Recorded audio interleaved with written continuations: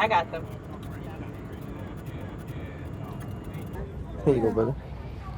Thank you. No problem, my man. Hey, sir, can I get a picture? What up, boy? How you doing, man? Bro, I'm good, man. I'm excited, man. You still got it going. New energy around here, though. I'm excited, bro. Good to see you, man. Yes, sir. Yes, sir. Nephew, what up with it? How you doing? Good. How you feeling? Real good. Body good? Y'all didn't play. Y'all ain't got pads yet. We did pads yesterday. How'd it go? It was the first time in them. Did you bring your stuff from school? Smart. Sure. I kept my joints 13 years, dog. Big dog. Hey, you can't put me out there unless you want to get burnt up.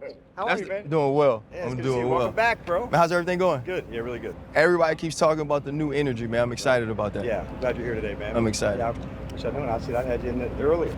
I think Hester took it to the 50 the first return. Second return took it like back off 40, and you come cussing down the sideline. Do any of y'all just want to play kickoff? I'm sitting next to Keith Traylor. I'm like, no. Chuck, are we supposed to say it? Are we supposed You to were say so yes? jacked up. I'm looking. I'm a rookie. I'm looking at the ground. Chuck, like, man, don't look at that crazy. Man. They'll put your ass out there. 17. And then I realized, how you doing? What up, boy? Good. How you doing, man? How you feeling? I'm good, man. Man, you look great, man. I appreciate You ready to roll? Of course. New energy now. You got to lead it. Most definitely. You always do, though. sure, man. Good to see you, boy. Yes, sir. Yes, sir.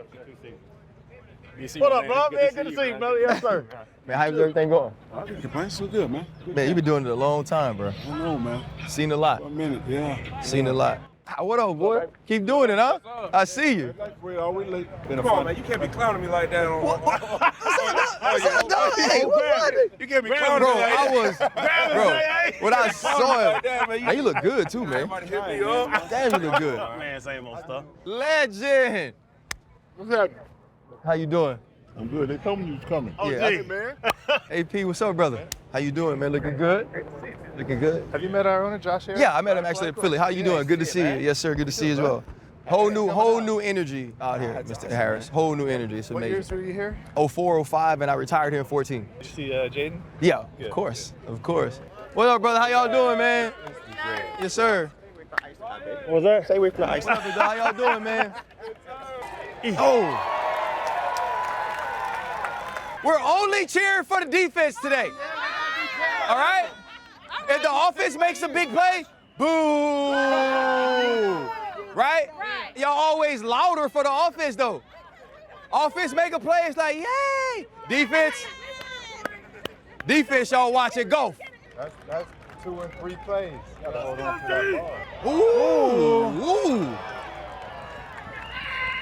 I see you 3-0. Damn, he little. Hold up, limitless. Take a stomach, got pinning it. I fought the head to witness it. Got my people feeling militant. Way I'm feeling got me up. On the mission got me up. Knowing me, I got the key. On the vision I can trust.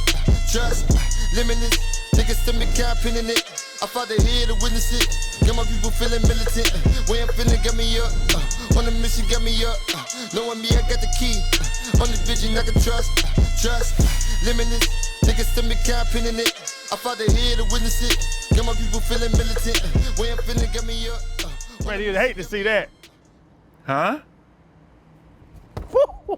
You say what? Sit that ragged ass technique. Boy, you Boy, was them running terrible. backs. They never let you rush anyway. Weak through that big gap in nickel. They never let you rush. Man, they gonna have Austin on here in this titty shirt. He got muscles. I'm gonna tell you what, he cut up like a turkey though. That's how Fred used to look. Shit. But he was 6'2". And Fred couldn't catch like Austin either. Nah. Austin 6. It's okay. It's always crazy when I meet short running backs. Yeah. Like, you tiny. He tiny. What up, brother? What's up, fellas? Definitely the first man to ever do our show like this. What happened, man? How you doing, man? Been good, man. Been What's good, up, been boss? good. What's up, fellas? Cool. Good to see y'all again. Definitely Yeah, training camp. yeah. You a big snack person? For sure. I'll have some chips and I'll have some popcorn, you know. What, kale chips? Hot Cheetos, that's my jam. We don't have those problems. That Yeah, see me with metabolism is They done. just slowed down now, Yeah. for sure. Well, Austin Ekeler, man, new Commanders running back. Welcome to the Pivot. Thank you so much for taking this time, man. I know training camp's going on. Yup. Fred Taylor, Channing Crowder. I'm RC. The Pivot, a part of Fanatics. I do want to get to now. But bro, you were a really good high school player who didn't get recruited heavily. You leave your school as the all-time leading rusher. You're an undrafted free agent. You become a dude that all he does is score touchdowns. I think something like 38 in 2 years, 21, 22.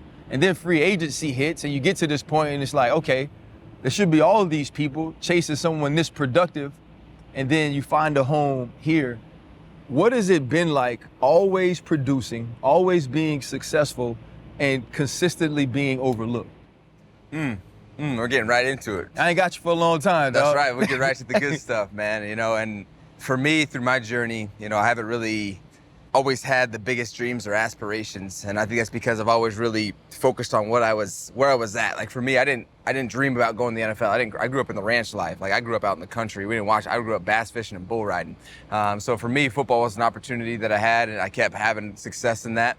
So all right, let's try to do something here. And I continued just to hone in and really took it seriously. And for me, what I learned being in a ranch is how to do a lot with a little. And what I mean by that is, hey, when you have an opportunity, you put everything into it to try to maximize it so that you can get everything out of that thing. And that was exactly what it was for me going into high school. Didn't know where I was going to go as far as college, if I even get a scholarship. Only got a scholarship to one school. Getting to college, hey, my coach comes to me my junior year, you might have an opportunity to play in the NFL. I'm like, NFL? What are we talking about, NFL? And so for me, my mind was built in, I'm gonna go into business, I'm gonna go out and get my education and use my brain to get my next opportunity. And ended up coming in the physical world of football. And so I immersed myself into that. And so it was never about being overlooked. It was always about being where I was and making sure that, hey, I'm putting my best self forward. So at the end of the day, I know that that was everything you could have got out of me. But he was a 0 star. Zero, below that. I didn't even know there was a star system. What are you talking about, star? Like that's what it was. That was real. I was about to say, I didn't know there was 0 real, man. star. I read that. I'm like, I'm pounding T-posts into the ground, throwing hay bales. Like that was my upbringing. Yeah. I got introduced to hard work early on in my career, in my childhood, and when you go through that, like your mentality compared to a lot of my peers was a lot different. When it was time to work hard, that meant something a lot different to me. When we were out here building, miles of fence, we were running the T-posts. Clip it up, run the next T-post, boom, pound it, clip it up, right? It's work. We're out in the sun doing that type of stuff. And so I was like doing that from 6 years old. And I was either doing that in the summer or I was, playing sports camps. And so it was just grind. That's all I knew was grind, And Austin, same thing I just want you to know, man, I don't know how much you've ever talked to this dude. He's not really the type of guy that you could keep going pounding, right? Like the way his brain works, Austin, like if you'd have did it one more time, I already. Heard he said. Have you ever pounded a T-post in the ground before? I done pounded some T-posts. Yeah. I don't know what the hell you talking about. I got 3 babies. T-post and T-bag. Whatever it is, I done some pounding in my life. But about football, it's crazy when they talk about you, because it's a touchdown bandit. What you had, like 40 touchdowns your senior year in high school. Yeah, 43, yeah. 55 in college in 4 years. Now in the league, you got damn near, speaking of that, you got 69, which is a great number. Yeah, I know. I'm like, do I score again? But the point of football is to score touchdowns. No doubt. But they just say a touchdown band. It's not like a great running back or elusive guy or, dual threat back, running and catching. Right. Oh, he'll get you a touchdown in the red zone. Like what? How do you change that narrative?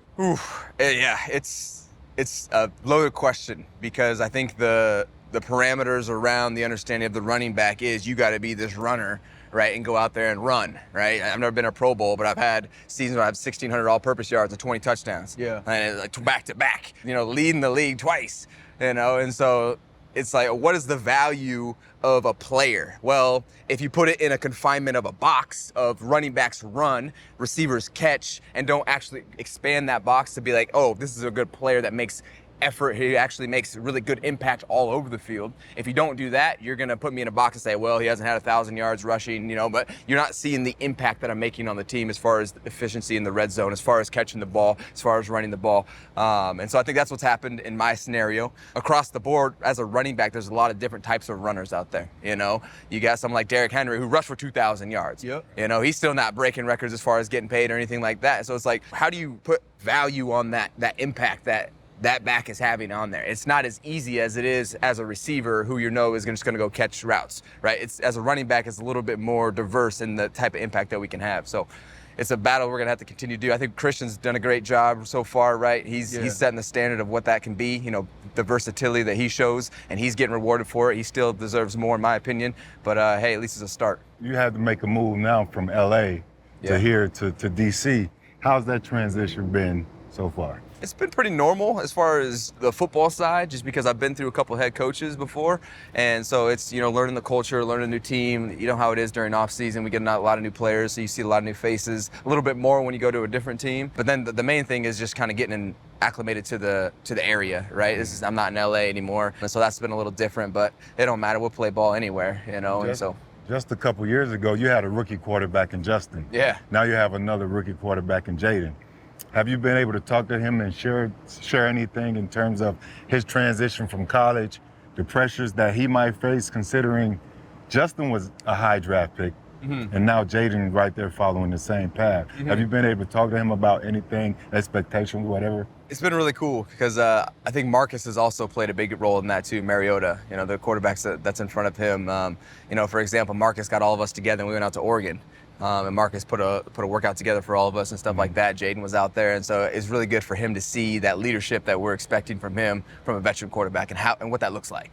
You know, because if you don't have that, you're not going to know. You're like, hey, how am I supposed to lead this team? How am I supposed to lead these men out there? So I've been excited that Marcus has really stepped into that role. But when it comes to me too, now I'm his backfield buddy, right? And we're talking, I'm letting him know as far as, hey, you ever need anything, you know where I am. You got to know where I am, right? Because I'm going to be there. I'm going to be open for you. Throw me the ball. That's how I made a living in this league. And then I'm proud of him too because of the leadership he's shown. Like I have choice routes, option routes, things like that. I'm out in the slot, and he's calling me up after the play. Hey, what did you see on that? Like, why didn't you break in here? I'm like, well, there's a whole player in there. I don't want to go in and get my head taken off, you know. So I'm gonna sit a little bit. And we're talking like the details. I'm like, he's going down the right path. And as a rookie quarterback, there's a lot that you have on your plate.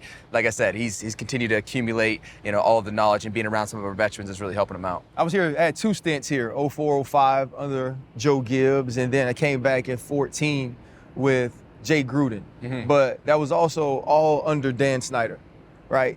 You are new here, but this whole place is new. Josh Harris entering his 2nd year as the owner, DQ becoming the head coach, and everybody we've ever talked to about Dan Quinn only speaks glowingly about the sort of energy he provides for building. In your short time through the offseason, early in camp, what is it about Dan Quinn that makes players and coaches comfortable enough around him to go out and want to play for? If I were to be a head coach, I would want to be like Dan Quinn. Wow.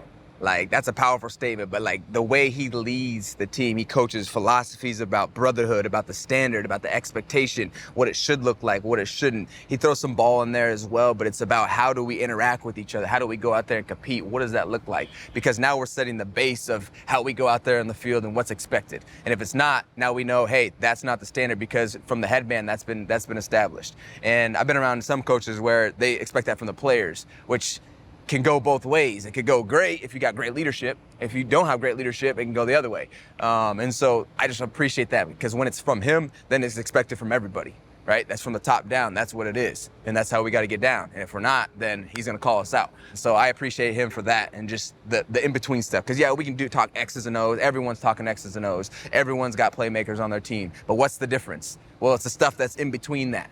Right? The stuff that's in between that, how well are we meshing, you know, are we going through like the scramble drills, things like that? Do you know what I'm gonna do when I'm breaking? Those are all the things that we talk about, you know, on the side, as far as Dan Quinn's coming up to me like, hey, we might get you in the slot, man. Like, this might be an opportunity for you to, you know, actually, you know, develop as a player, as a pass catcher from the slot, not just the backfield.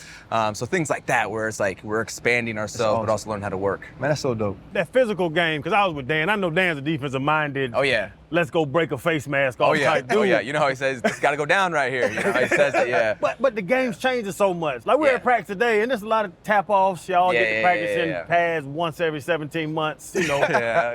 Like, how do you be in a running back, knowing how it is in that box? Like, we was all in the box. He used to bring his little ass in the box sometimes, too. Yeah. But preparing for what you know that's going to be like in the game, but how different the league is now, getting ready to play a physical style of ball, pretty much, but not being able to do it throughout camp like we used to. Yeah, it's definitely different. It's definitely different. Even from when I was a rookie, you know, 8 years ago now. The thing is, we're moving, we're playing around. When it comes down to, hey, we get the pads on, like you can still simulate, but you can never simulate like the game reps, you know, where it's like take to the ground, people can cut, like the physicality of a finishing a block, because we're not trying to, you know, take our guys to the ground right now. You know, you want to save your guys, because a healthy team is wealth in this league, and so.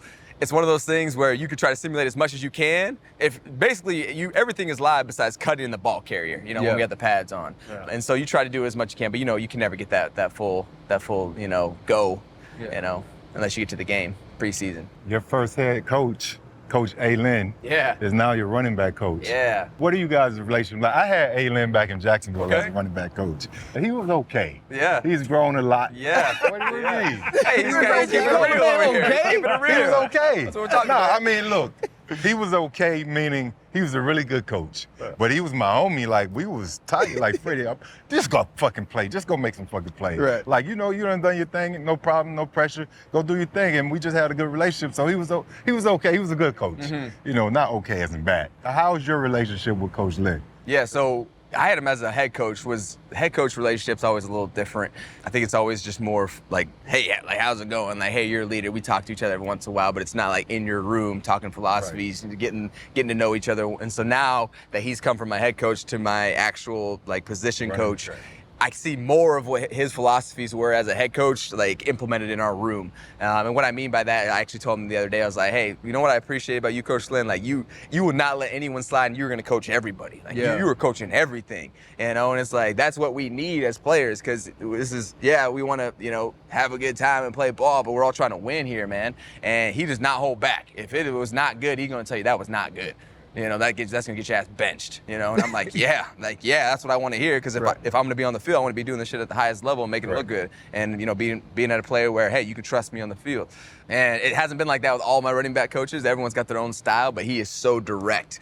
He's just been around ball for so long, you know, especially the running back position. And so I appreciate him for that, you know, and especially as the young guys might be, you know, tight, like, oh shit, like I don't want to mess up, but that helps them care about, hey, okay, I got to make sure that I'm on my shit, because I don't want to be called out here.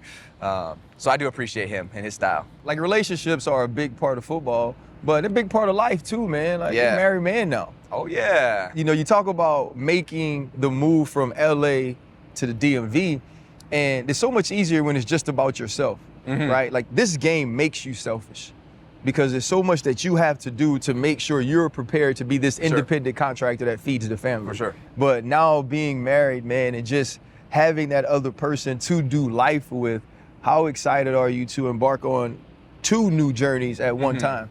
Yeah, man, I'm so blessed. My wife, Melanie, she has kind of opened my eyes. I never thought I was actually going to go down the married path, you know, just from my experiences, you know, and then I found Melanie, and then it was different. It was way different. I'm like, whoa, like this girl takes care of me unconditionally. She understands what I have going on. She has her own stuff going on as well. She moved out from Michigan out to LA, been doing the social media, she's a choreographer for music and stuff like that, for dance. So has her own life, but then also like takes care, like I said, unconditionally. Like I don't have to ask, she just does stuff. I'm like, this is a whole different type of love that I'm experiencing here. And so I definitely was introduced to that, and then that continued to build over time. And so it was an easy transition into getting married, and we've been supportive every step of the way. And her out here, she can work online, which is even better. So, and she'll travel around for deals and stuff like that. She'll be up in New York doing stuff, some beauty stuff, things like that. But it's been one of the next steps in my life that I'm a builder. And I feel like this was the next step for me in that area. Hey, I found this woman that like is really compatible with me. So let's take that next step and build a fam. Man, that's so dope, man. And I got to ask too, because I looked your name up. It said, is Ekeler in a damn cult? Oh yeah. Are you in a cult? I don't know what a cult is. No. Let's back up here. So my wife's sister is in a cult, and there was a whole documentary that was like #1 on Netflix called Dancing with the Devil. And so yeah, check it out. Dancing with the Devil, still on Netflix. Yeah, still on wild. Dancing with the It's Devil. wild. Oh yeah, it's wild. Oh, okay, so you ain't in a cult. I am not. I'm in this cult, I guess. Washington Commanders. That's you typed your name, and I was like, what the hell? I was thinking it. I threw my phone early this morning, and I said, oh shit. It's unfortunate for the fam. We're doing everything we can to try to build awareness around that and get her out, but still just a time that we're trying to get through. You know, it's you mentioned building. I think you said you were like a raft guide at some point in your life. I've been just grinding to continue to get by. Like that's my mentality.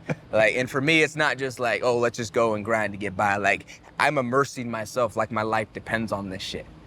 You know, and it's like, hey, for me, I left the day, I threw my hat up in the air and I graduated. I'm like, I got to go to school. I'm getting out of this toxic scenario. I'm going to go get on with my own life. You know, and so I needed a job for the summer. I was working up in the mountains. That's where my school was. So I'm taking you down the river. You know, right before that, I'm getting my workouts in. I'm hanging out with the team and establishing myself, you know, before we're even starting freshman camps or anything like that. That's been my mentality, man, is continue to whatever I have to push myself forward, to increase my capabilities. I am immersing myself into that. And that's how I live. How do the Commanders, you know, you've going through coaching changes in Los Angeles. Now you're here with Dan Quinn, and they're starting something new. How does this team, the Washington Commanders, find a way to compete this year? Yeah.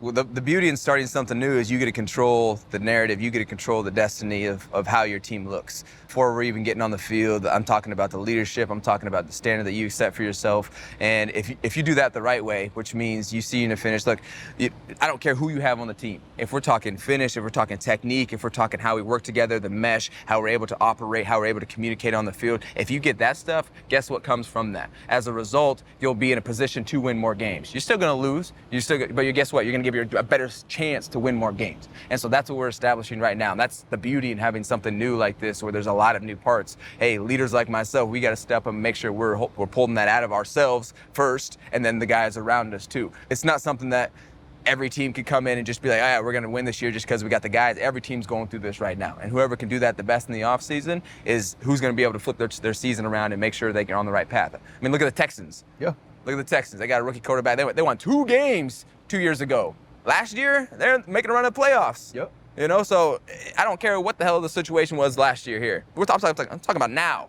What are we doing now? Because I don't know what happened last year, but I ain't trying to piggyback off of what happened. We're trying to win now. I didn't come here to just get by and see what we can get done. You know, that's not what we're doing here. That's not my mentality anyway. And if you're like that, DQ would already had you out of here. You know. Man, I love that, man. I just gotta say, keep pounding, man. Hopefully Appreciate you it, guys can find your way in the postseason. Yeah, absolutely, absolutely. Man, that was awesome. I wish we had longer, bro. I appreciate you. Yeah, I know appreciate during you. camp, though, so I know. just giving us the time. I love We diving appreciate in, that, man. Thank you so much. Appreciate you guys. Appreciate you. Yeah. Y'all keep doing a good thing, man. Appreciate you, bro. Appreciate Keep y'all doing too, it, man. Hey, my dog said we got it up in our little Chad, my lounge dog said every once in a while. Yeah, we got you guys stuff. When he started with You this guys here, doing I good said, shit, man. Yeah, he was getting after Good it. shit. when your knees ball, I done got chopped enough time, shit. What's up, you baby? can tell he done got hit low a few times. You know what I'm saying? Niggas, he is. Who gonna hit him in his chest? The thing is, though, he a tall receiver, though. He lean. You know what I'm saying? He ain't got no bang. He ain't got no bang to him. No, he'll bang, but I'm saying, though, like, he ain't trying to bulk up. He got to actually run routes. Gonzalez was 44 years old, still catching balls on my ass. He'll run straight at you, just put his back on you and do this. Zach, man, also, too, I just want to ask you, like, when I get other champions on the show, like other people who've gone to Super Bowls and won rings, I always ask, can we include Channing and Fred in the conversation? I just want I won Outback Bowl. Man, Zach Ertz, man, one of the best to play your position in this era. Fred Taylor, Channing Crowder, Ryan Clark, another part of the pivot by Fanatics. Bro, I just want to ask you, like, is life less stressful this time around in the Olympics? Yeah, I know. I was talking to Julie the other night, and this is like thinking back. This is the first like major tournament she hasn't played in for the past decade, essentially. Right. You know, we met in college a long time ago, so we kind of grew up together in our sports, and now to just have her be my mom and wife, obviously her career speaks for itself. Probably the best to ever do it at her position from this country. For me, just to have her and our crew be together constantly has been awesome. It's been so much fun seeing her transition to a full-on mom. Obviously, we're expecting more soon, so we're gearing up for that, and it's an exciting time. They let Jonathan Owens leave, man, and get on the plane and go. You never ask for that so you can go see Julie play? Everyone's got their own thing. Julie's 2 Olympics were Zika and COVID, so it was a little different time, but I'm happy that J.O. can go support awesome, Simone. man. Yeah. Both of y'all being at the high level, like for you to know that you're, you know, it's usually not that way. It's usually not that high level wife with the high-level husband, but you supporting her and she supporting you, and just like J.O. and Simone and that thing, like, what did that do for you? How did that help you almost with your career, seeing what your wife was grinding? Obviously, she's not giving me football advice, and I'm not giving her soccer advice, like how to beat man coverage or how to play a ball. But I think the thing that she was always great for me is, as athletes, we see in certain situations, we almost get tunnel vision. Like, I only see a situation a certain way. And to have her be it in my ear, like, hey, maybe you should take a step back and see maybe their standpoint or a different perspective, was very beneficial for me, especially when I was a lot younger and a lot more emotional in certain aspects. And also, it's something that if I wanted to go train on a Saturday, I've been gone all week, Monday through Friday, and I wanted to go get more work Saturday or Sunday in the facility, she was like, yeah, go ahead, I understand. There was no like, hey, I need you here. I don't want you to go, like, you have your time, I want our time. Yeah. And it was vice versa. Like, if she needed to go do extra work or go get a massage during a dinner date or whatever it was, we understood the sacrifices, because we also understand this is a short season of our lives. If she played about 11 years, I'm going into year 12, and we're a lot closer to the finish line than we are at the beginning. Yeah. And so it was so much fun being able to support her and see her what she did. And it's also great to see her every day as a mom and a great wife as well. That's awesome. You say you was a lot younger. You the OG now in the locker room. They're starting to call me that too, man. Right. That's when you know Exactly. you can't get up in age. I know. Year 12, man. Yeah. What is it like coming into camp this year? Yeah, it's fun. Obviously, last year was very difficult mentally, emotionally, physically, coming off a knee injury the prior year. And, you get to the certain age and it's almost like, man, I've accomplished so much as an individual. I've got a great wife, son at home, more babies on the way, and it's like, is the sacrifice really worth it at times? Yes. And being able to go to Detroit last year for those 3 days and during the NFC Championship week and being a part of their culture again, or seeing like what championship culture was really like being in Detroit, really like confirmed that, hey, I still got more in me and I still want to do this. And so I view those 3 days as really a blessing, because I didn't know, like, if I had to go back to that situation, I was probably going to be done. And so just being able to come out here again with Cliff, DQ, AP, guys that truly believe in me again, and being in a culture that is focused solely on winning and getting the best out of every individual, it's been really refreshing. I feel rejuvenated. I'm taking it year by year at this point, but I would love to play a few more years. You got to take any pre-workout to get the engine rev before practice? Or I mean, you know how it is. There's always a little extra caffeine now. As you get older, a little extra coffee in the afternoon. Right. But overall, it's been so much fun to be here, man. I loved every bit of it. The Philadelphia Inquirer and some of the things you said in leaving, that you came to Philadelphia as a young man, but just a piece of you is always there. That's always going to be home. Looking back at what you accomplished there, 116 catches in 1 year, the most ever by a tight end, how fondly, though, do you still feel about what you were able to do and what you and your teammates were able to build in Philadelphia? We had a special run in Philly. I won the city's first Super Bowl, and it was home. There's still a part of us that are still Philadelphians. Obviously, we're there for 9 years. Our foundation is still running in Philadelphia. We just opened up House of Hope in Philly, which is pretty much a church that's a safe place after school. Because when we were playing sports from 3 to 7, we're playing sports after school. A lot of these people don't play sports, so they're doing things that maybe they shouldn't be. We partnered with an amazing organization called Timoteo. We raised over $1 million, partnered with Acme, Comcast, turned it into kind of a Wi-Fi cafe for after school for kids to be able to go. And then on Sundays, it's a church. People can rent out the space. So we're still very much invested in that community. And like I said, we had a great 9 years there. The tight end in this game has evolved, right? It evolved from the inline, actual wide blocker, and then guys became pass catchers, and then guys like yourself and other great receiving tight ends can move into the slot and do all these different things, but they're also a great security blanket for young quarterbacks. Yeah. You play with a young Carson, a young Jayden, you'll get an opportunity here to play with Jayden. How much do you sort of, especially as the OG now, revel in an opportunity to help another young quarterback develop and become a person that they can look to when they need to get plays made? Obviously, that's a key part of my role here, is being able to make plays when the game's third down in the red zone in situations that I've always felt like this is where I'm really going to make my mark. Yeah, first, second down, I want the ball, whatever. But third down in the red zone is when the game's on the line, I want the coaches to think, hey, we got to go to Zach. I don't want to think of them thinking, hey, I have this perfect play drawn up. I want them thinking, how can we get Zach one-on-one against someone? And that's something that I work extremely hard in the offseason and during training camp, during the season, to be able to build that trust in them, to be able to get my number called. And then with Jayden, I think he's going to be really good, and I don't think it's going to take very long. But he's also coming into this thing, and they don't want to overload him. Obviously, the physical tools stand out. You don't get drafted number 2 overall if you don't have the physical traits. But his ability to be intentional with everything that he does, he works extremely hard. And I was talking to someone the other day. I played with Andrew Luck in college, obviously. Still to this day, probably the best quarterback I ever played with. But Andrew almost had a gravitational pull to him. You know, guys wanted to be around him. He was never bigger than the team. He was always just one of the guys who was always building people up, and he was a culture setter.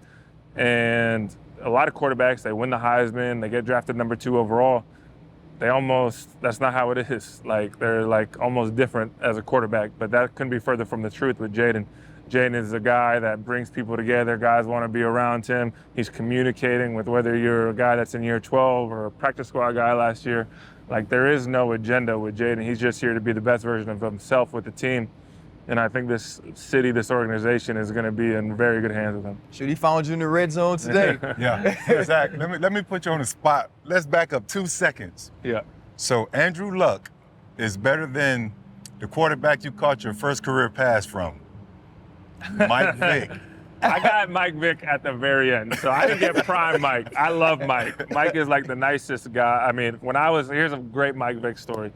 I was a rookie and Beats was getting big, and you know, Beats sent Mike everything back then. He had these Kelly Green Beats.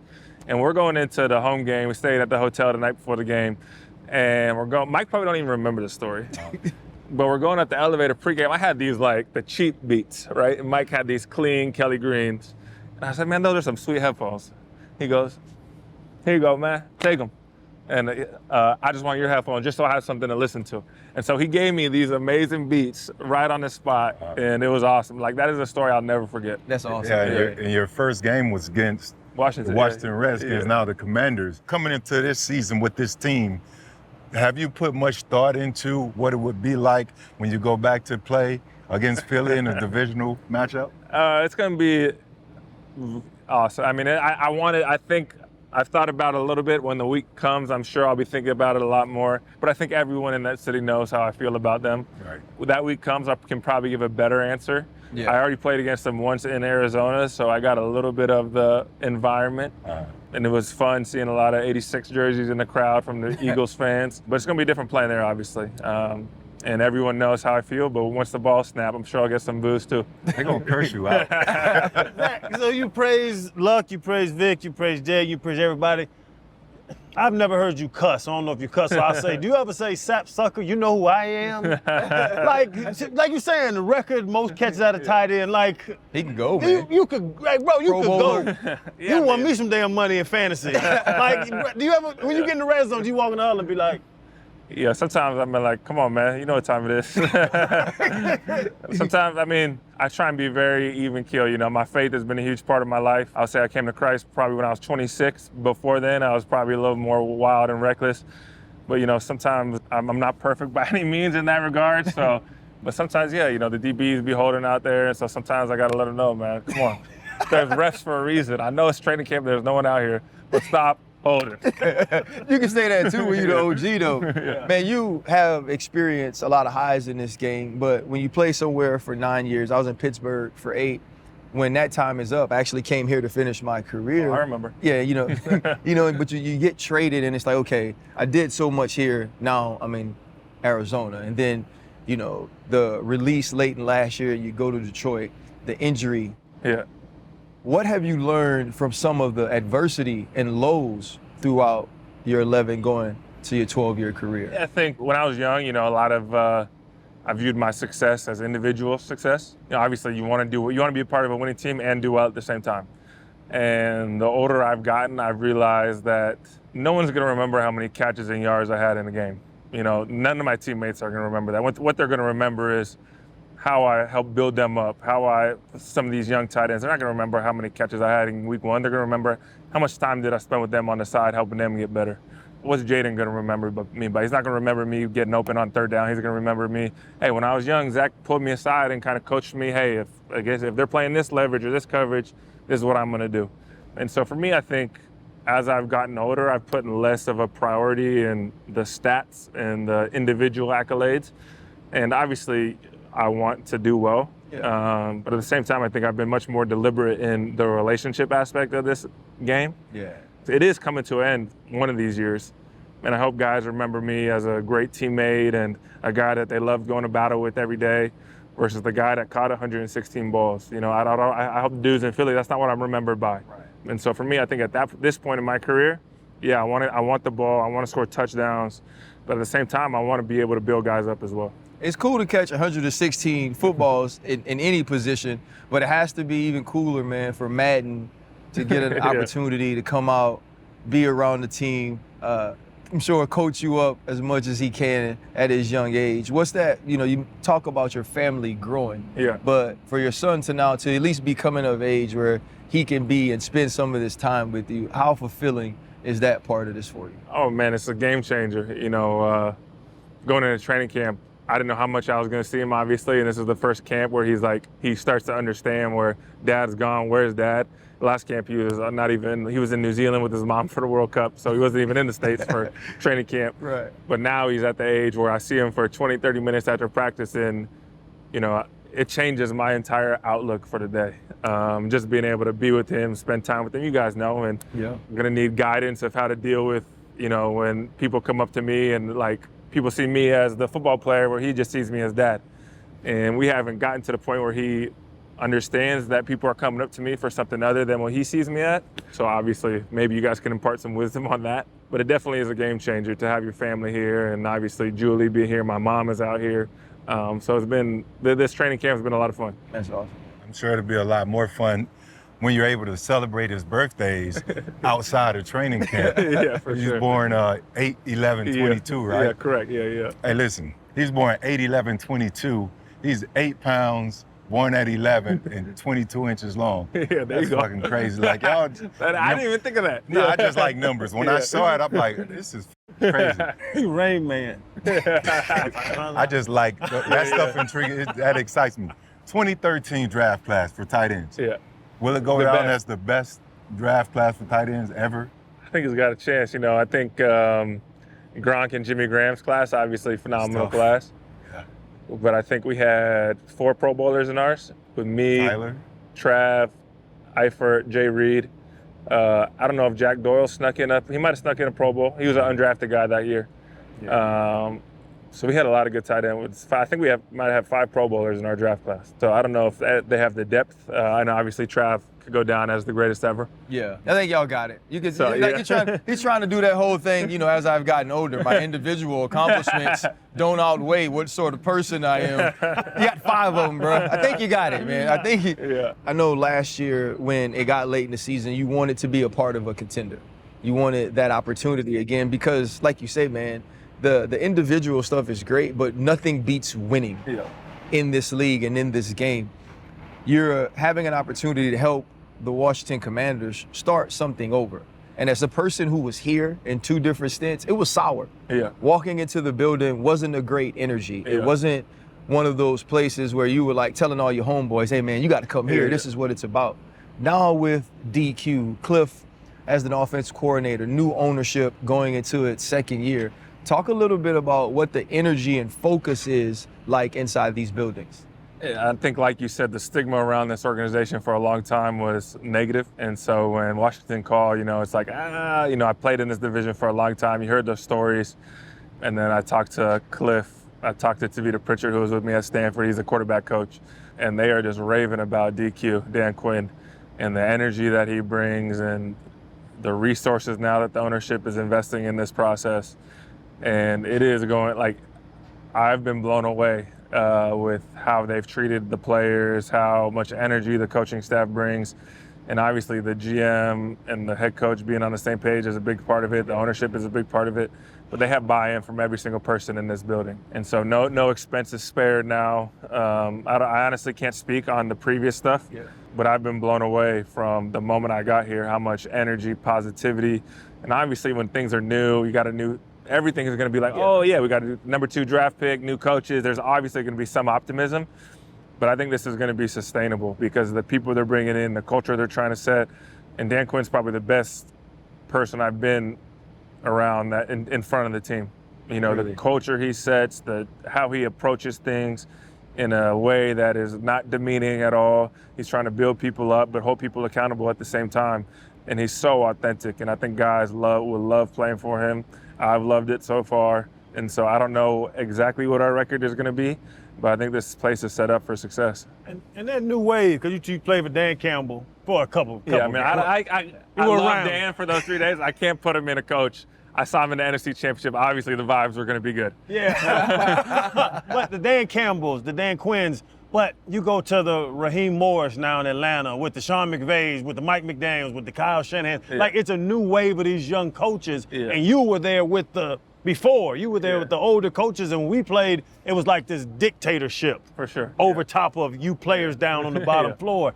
Is it like it seems now where we're co-workers? Yes, it's much more collaborative. I would say, and it's not that they're actually what my opinion is going to be put into action, but they're at least asking and having a conversation, and just having them ask makes you feel like, oh yeah, this dude actually cares. Like he cares about my opinion, and like they don't have to listen to me. I'm employee 86 in the big picture, but just to be able to have a conversation where, hey, maybe coach, I think some guys are struggling with this, or maybe and it's not going to be every person has that one-on-one relationship early on. I think in year 12, I maybe have a little more persuasion per se, a little more stock behind my words. But at the same time, I think all the coaches here are very like asking for input. But it is still hard training camp. Like we still go, it's still fast. It's not as physical as probably you guys had. Hell no. Hell no. Yeah, but still rubbing our necks. Yeah, exactly. There's no 2-a-days like they do. We've practiced once in pad so far, but we still go. And it's been, I think, like you said, it's not that way anymore. I don't know if it's the way we were raised, and I sound like the vet now, but dudes coming into the league are definitely different than I felt like when I came into the league. I just try to say nothing and head down, yes, right. Coach, yes, sir, no, sir. But I think kind of the way things are trending. Zach, in your career, you've seen the highs of the highs. Yeah. As RC says, cut off the room. You're Super Bowl champ. You've also experienced the lows of the lows with the injuries, and now you're healthy, bouncing back year 12. What are your personal goals for this season? I think my personal goals, obviously, number one is to stay healthy. It's been a tough couple of years in that regard, and it's something that I never really dealt with until the past couple of years. And I feel like the seasons my ability hasn't been able to be showcased because of the injuries. And so I still want to go out there and prove to everyone, yeah, he's still the same dude. Right. And I got to be able to stay healthy for that. Obviously, some of it is just I got tackled funny and guy landed on my knee. Like, I can't really control that. But just being able to put everything I have into taking care of my body, being able to stay healthy, and also be able to set the tone for the team. I'm a guy that's going to be able to make plays, and when you're in a tough situation or you're facing adversity, you lost a couple games in a row, I'm the guy that's able to raise the tides and be the tone setter at practice, be able to bring the energy. And so I don't know what the individual goals will be, because I'm not playing 95% anymore like I was when I was younger. Yeah. But when I am in there, I got to be able to make a difference. Sure. And so I can't get to the individual goals because I don't know exactly what the play time will be. If it was up to me, I'd play every snap, but I realize that's probably not in the best interest of me or the team at this point.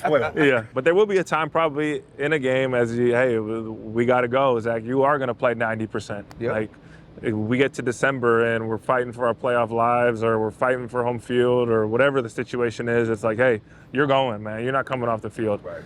And so just to be able to take care of my body and put in the work with everyone, those are my goals. We're about to wrap it up, but I have a question because I do a little research. You're the second person we've ever talked to that was in the Body magazine. When I saw your videos, you were naked with your wife. Was it hard not to get excited? You were dead naked, holding over your head or something, looking up. That's your old lady. That was a long time ago. But wait, That was wait, before you I still came to naked? Christ. That's something that maybe I regret doing, but at the same time, interesting day. For sure. Interesting day. And I know you into some weird stuff. So I say- knew the question. If anyone's gonna ask the question, it was gonna be you, Chad. Just because I would have been excited. But yeah, it was a unique experience. Yeah, but it was you and your wife. And that was we were never gonna do it individually. You know, in college, she brought it up. You know, like, would you ever want to do the Body magazine? I said, no. She was like, well, if we ever could do it together, I feel like it would be powerful and good to do it together.